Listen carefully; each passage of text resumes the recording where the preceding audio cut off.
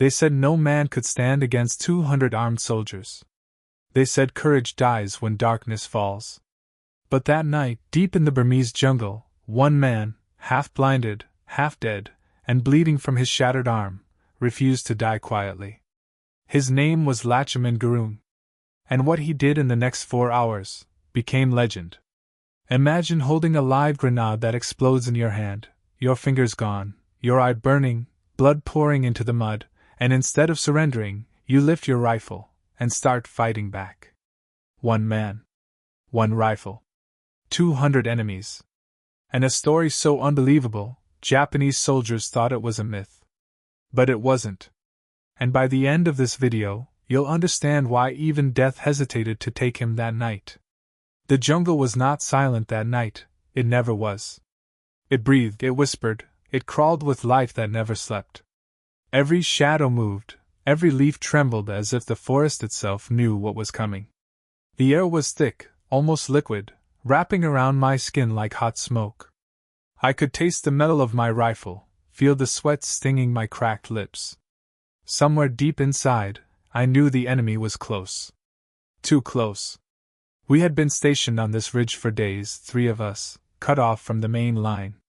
It was supposed to be a quiet post, a listening point, a place where we could spot movement before the Japanese advanced. But the silence of war is never safe. It's just a storm pretending to sleep. My name was Lachhiman Gurung, a Gurkha of the 4th Battalion, 8th Gurkha Rifles. At 27, I had seen enough death to stop fearing it, but that night, fear had a different face. It wore patience. The jungle around us glowed faintly under the half-moon.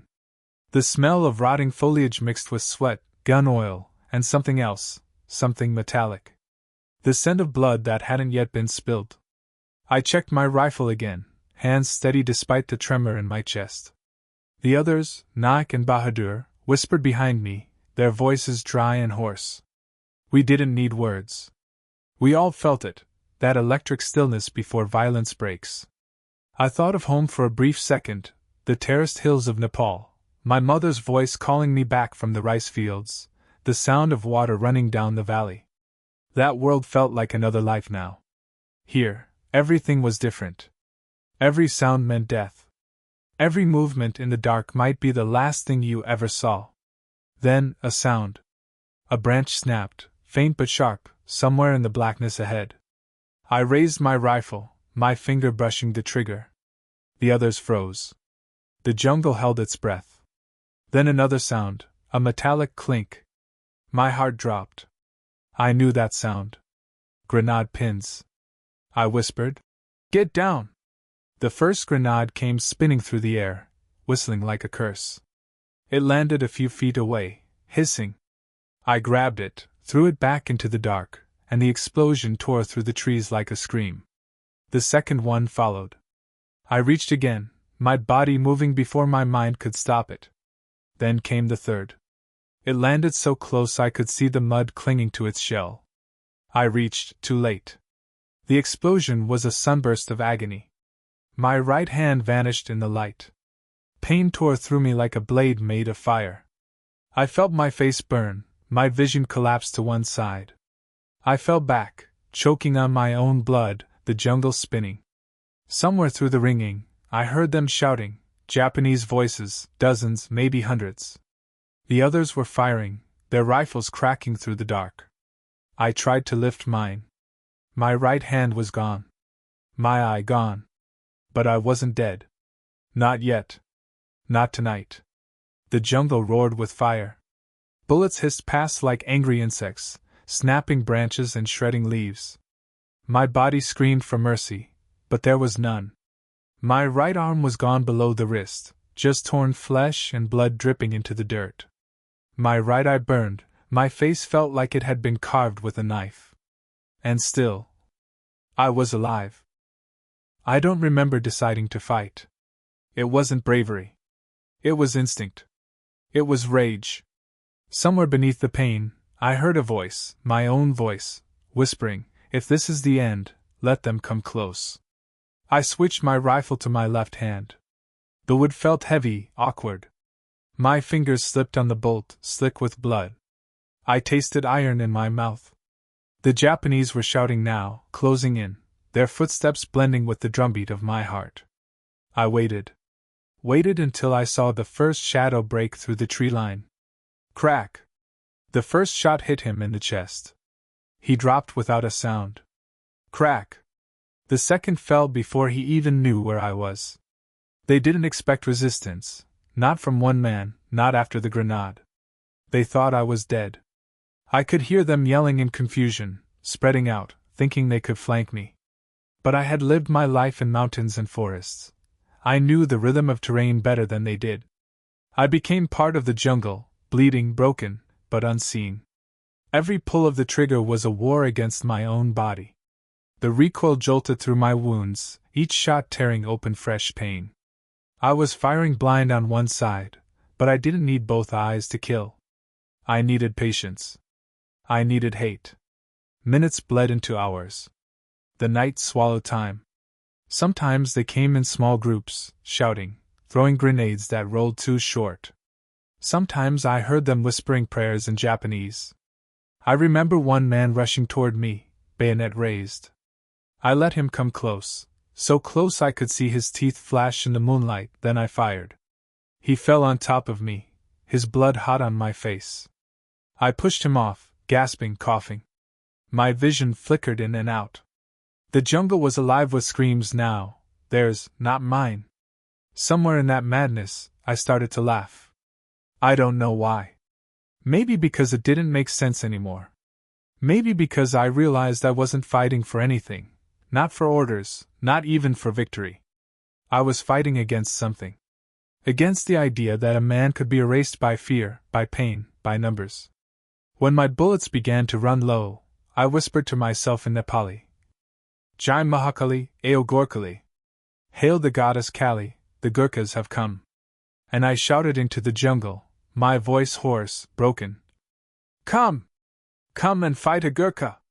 The night went silent. Then came the rustle of leaves, dozens of them. They were coming. And I waited, smiling through the blood, one hand, one eye, one rifle, ready to become the storm. The darkness pressed in from every side, thick and suffocating, but the sounds of movement told me the truth. 200 of them, screaming, shouting, boots crushing the wet jungle floor. They were coming for me, all of them, and I was supposed to be dead. My body trembled, not from fear, but from the sheer agony of what had just happened. My right hand was gone. My eye was gone. Every breath burned. And yet I gripped my rifle with my left hand and waited. They advanced in waves, like shadows of death gliding through the night. Grenades hissed through the air, landing dangerously close, rolling into the trench, exploding in bursts that shook the earth and my very bones. I took what I could throw back, what I could dodge, but the third grenade had already destroyed my hand. The fire of the explosions lit up the jungle for split seconds, revealing the faces of men who thought they had me cornered. I opened fire. 1 shot, 2 shots, 3, each one finding a target, each one stopping in advance. They came closer. I fired again. The recoil tore through my chest, my left shoulder, but I kept going. My one eye scanned the shadows, finding the flashes of rifles, the movements of feet in the mud. Every enemy that fell became a barricade for the next, slowing them down, giving me precious seconds. I lost track of time. Minutes became hours. My body screamed at me to collapse, to give in, to let the jungle take me. But the thought of my brothers behind me, the men who counted on me, was stronger than any pain. I would not die here. Not in this trench. Not in this mud. Not for them. Grenades continued to rain, exploding in bursts of light and fire, scarring the earth and my flesh. Shrapnel tore into my legs, my torso, my face. Blood coated me, sticky and warm, mixing with mud and sweat. My vision blurred. My breath came in ragged gasps. I felt faint, dizzy, as though the night itself were trying to claim me. But I raised my rifle again and again, reloading with one hand, aiming with one eye, and firing until the sounds of death around me became almost rhythmic. Sometimes I could hear them whispering, screaming, praying. Sometimes I could hear the panic rising in their ranks, confusion, disbelief, fear.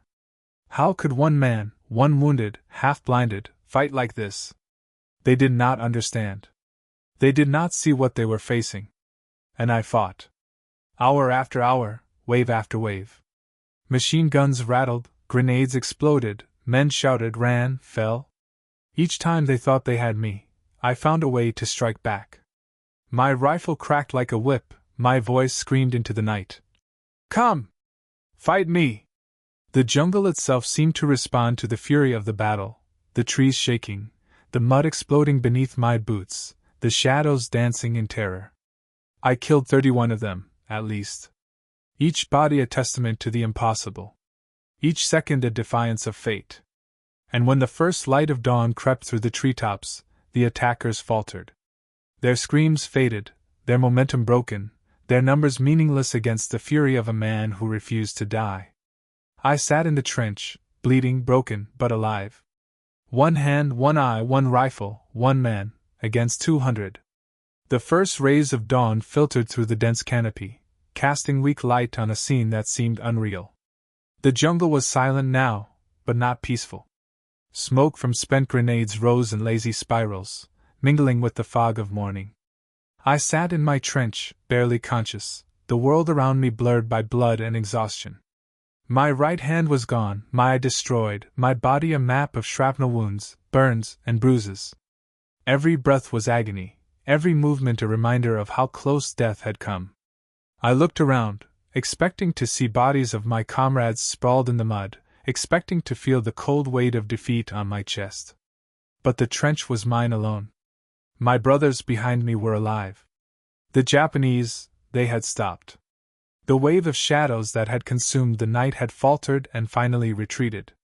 My heart pounded, a mix of disbelief and triumph, as I realized what I had done. 200 men had tried to crush us, and I, one man, broken and bleeding, had held the line. I heard footsteps approaching, careful, wary. My section commander, WWII, and the others emerged from the jungle, eyes wide in disbelief. They had expected to find me dead, shredded by explosions, overwhelmed by the sheer numbers of the enemy. Instead, they found me sitting in the mud, my rifle resting on my lap, my cookery knife on the parapet, surrounded by the carnage I had wrought. 31 Japanese bodies lay before the trench. 31. All killed by one man with one hand, one eye, in 4 hours of continuous combat. I tried to stand, to speak, but my voice was gone. I could feel the heat of blood on my face, the raggedness of every wound. I saw my commander kneel beside me, tears in his eyes, shaking his head in awe. He helped me drink water, applied field dressings to what could be saved, and whispered words I barely heard. Words like hero, legend, Victoria Cross. But it all felt distant. I hadn't survived for medals. I had survived because I had no choice, because retreat was not an option, because duty had a weight heavier than pain. The Japanese had vanished into the jungle, leaving behind their dead, their wounded, their pride shattered. I had stopped them. Not through strategy, not through overwhelming firepower, but through sheer will. The world had expected me to die that night. The rules of war said I should have. The pain, the injuries, the impossible odds, everything demanded surrender. But surrender was never in the code of a Gurkha. As medics arrived and lifted me from the trench, carrying me through mud and water, I saw the battlefield with clarity for the first time. The jungle, torn and scarred, was littered with evidence of the impossible. My fingers were gone, my eye was gone, but my spirit, unbroken. And in that moment, as the sun rose higher, I understood something profound. Courage is not about the absence of fear. Courage is standing, bleeding, and firing when every instinct tells you to fall. I would live to tell this story, to carry the Victoria Cross back to my village in Nepal, to be a symbol of what one man could do when he refused to quit. But in that moment, all I felt was the weight of silence, the aftermath of death, and the terrible truth that war does not forgive, it only tests the soul. They said I was lucky to be alive. But lying on that stretcher, staring at the endless canopy above me, I didn't feel lucky. I felt empty. Every inch of my body screamed in pain, every heartbeat sent waves of fire through my veins. The medics whispered to each other in voices they thought I couldn't hear, words like amputation, infection, blindness. But I heard them. I heard everything. And in that haze between life and death, I began to understand what survival truly costs. Days passed like broken dreams. I woke to the sound of flies, the smell of blood, the sting of morphine. Sometimes I screamed. Sometimes I just stared at the ceiling of the field hospital, the white cloth above me stained with smoke and time. My right arm was bandaged up to the elbow, the space where my hand used to be nothing but memory. My right eye was gone, a hollow ache that burned even when closed. They said I would never hold a rifle again. I smiled when they said that, not because I found it funny, but because they didn't understand. I had already done what a rifle was made for. The nurses were kind, but pity was a sound I couldn't bear. They looked at me as though I had already crossed into legend, but legends, I learned, feel hunger and pain just like everyone else. I wanted to walk again, to feel the earth under my boots, to go home to Nepal, to the green terraces, to my mother, to the wind that didn't smell like gunpowder. But each night, when I closed my remaining eye, the jungle returned. The screams, the flashes, the faces. 31 of them. I could still see each one fall. And every time I blinked, I saw that third grenade, the one that had taken my hand but spared my life. People began to visit.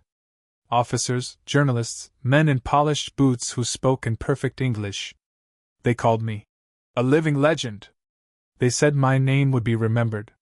They took photographs, me in bandages, medals gleaming against the white sheets. I smiled for them, because that's what heroes are supposed to do.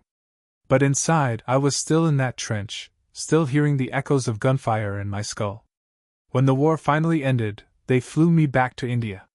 The air felt lighter there, but I didn't. I walked with a limp, my uniform hanging loose on a body that had forgotten what strength felt like. They gave me the Victoria Cross, the highest honor a soldier could receive. Lord Mountbatten himself placed it in my left hand, the only one I had left. Cameras flashed. Applause filled the air. I bowed, smiled, saluted. And when it was over, I sat alone in my quarters and wept, not for the pain, but for the silence that followed it. People think survival is victory. It's not. Survival is a burden, a weight you carry because others couldn't. I lived when I should have died, and every day since that night has been spent remembering the men who didn't. The jungle had taken something from me, my hand, my eye, my peace. But it had also given me something no metal could, the truth of what a man becomes when he refuses to surrender. I was alive. But part of me was still out there, in that trench, forever fighting in the darkness. Nepal welcomed me quietly, like a land that had known grief before I even left. The terraced hills stretched endlessly, the rivers glimmered in the sun, and the wind carried the smell of earth and crops. Yet nothing looked the same. I was not the boy who had left to escape poverty, nor the young man who had trained in the British Army. I was something else entirely, a man marked by fire, blood, and an unyielding refusal to die. Stepping off the transport, villagers stared at me in disbelief. Some whispered, some bowed, some simply stood frozen. My name had reached even the smallest corners of the hills. Lachhiman Gurung, the one-handed Gurkha who had stopped 200 men alone in Burma. I wanted to tell them it wasn't heroism. It was survival, pure and raw. It was duty, a code I could not break. But words seemed too small for what had happened. I returned to my family, my mother, my siblings, and my father, who had sent me to the village store years ago for cigarettes, and instead got a son who had seen hell. My mother wept, not just for my wounds but for what I had endured. My father clasped my remaining hand, his face lined with disbelief and pride. I could not farm as before, could not lift the plow, could barely hold a bowl of rice. The war had taken part of me permanently, leaving a shadow of my old life behind. The Victoria Cross was a blessing and a curse. It brought honor, recognition, and a pension, but it also reminded me every day of the men I had left behind, the voices that would never echo again, the lives ended because I survived. People called me a hero, but I knew the truth. Any man could have done what I did, maybe even better. I had just refused to quit. That was all. In time, I married, had children, tried to live a life that felt ordinary. But the world remembered differently. Young men studied my actions in Gurkha training, learning the story of a man who faced impossible odds and survived. I spoke at ceremonies, in quiet tones, always insisting, courage is not the absence of fear, but fighting despite it. Duty is doing your job when it seems impossible. Honor is refusing to lose, even when the world tells you it's over. 50 years later, I returned to London for Victoria Cross commemorations. I met other recipients, listened to their stories, and shared mine, always simply, always as a man who had done what needed doing. I was no legend, no superhuman. Just a Gurkha. Just a man who refused to let death claim him that night in Burma. I died on December 12, 2010 at 92. Nepal mourned me. Britain honored me. And yet my hope remained that my story would not be told for medals or fame, but to remind others of something simple and profound. In the darkest moments, when all seems lost, refusing to quit can make the impossible possible. I am gone, but the lesson lives on, in the trenches of memory, in the hearts of those who fight, and in every child in Nepal who learns that sometimes courage is the only weapon you need. If this story gave you chills, made your heart race, or reminded you what true courage looks like, hit that like button right now. Share your thoughts in the comments. Tell us what you would have done in Lachhiman Gurung's place, or if you know other incredible stories of soldiers who defied the impossible. And don't forget to subscribe and turn on notifications, because more unbelievable tales from history like this one are waiting for you. Remember, sometimes one man, one hand, and one eye can change everything.